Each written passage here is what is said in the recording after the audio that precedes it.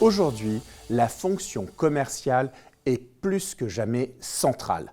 En 2024, elle représente 17% des recrutements de cadres en France selon l'APEC, une fonction indispensable, tous secteurs confondus. Pourtant, malgré ce dynamisme, un malaise persiste.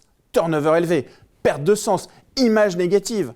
Beaucoup de professionnels de la vente ne recommanderaient même pas leur propre métier, selon une étude menée en 2023 par la société Toc4 et abordée dans l'ouvrage Voyage au cœur de la relation commerciale aux éditions Contenta. Certes, les commerciaux ont su s'adapter aux transformations technologiques, du porte-à-porte d'hier au commercial 4.0 d'aujourd'hui, armé de data, d'intelligence artificielle et d'outils omnicanaux.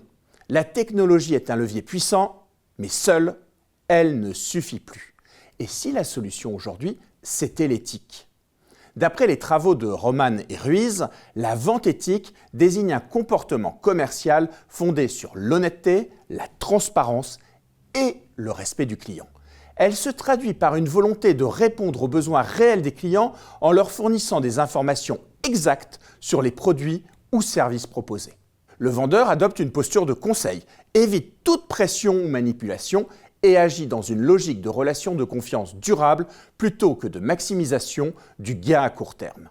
Les jeunes commerciaux semblent réellement mobilisés sur les problématiques et la démarche éthique. D'après les résultats d'une étude menée avec Thomas Zeroual auprès de 152 commerciaux en alternance ou récemment diplômés, 84% estiment que l'éthique facilite la vente. 78% disent que leurs clients y sont sensibles et 79% affirment qu'on peut être éthique tout en atteignant ses objectifs. Cette nouvelle génération perçoit ainsi la démarche éthique comme un accélérateur de leur efficacité commerciale.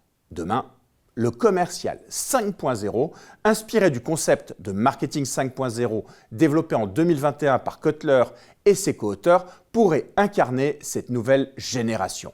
Technophile, oui, mais aussi profondément humain, engagé et aligné avec les valeurs de ses clients. Des entreprises comme BNP Paribas ont déjà franchi le pas en intégrant l'éthique bancaire dans leur formation. Mais il reste du chemin.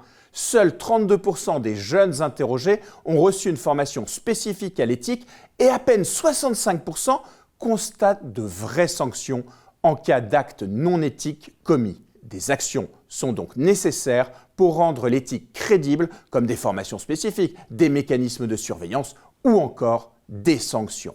En conclusion, l'éthique devient un véritable atout concurrentiel.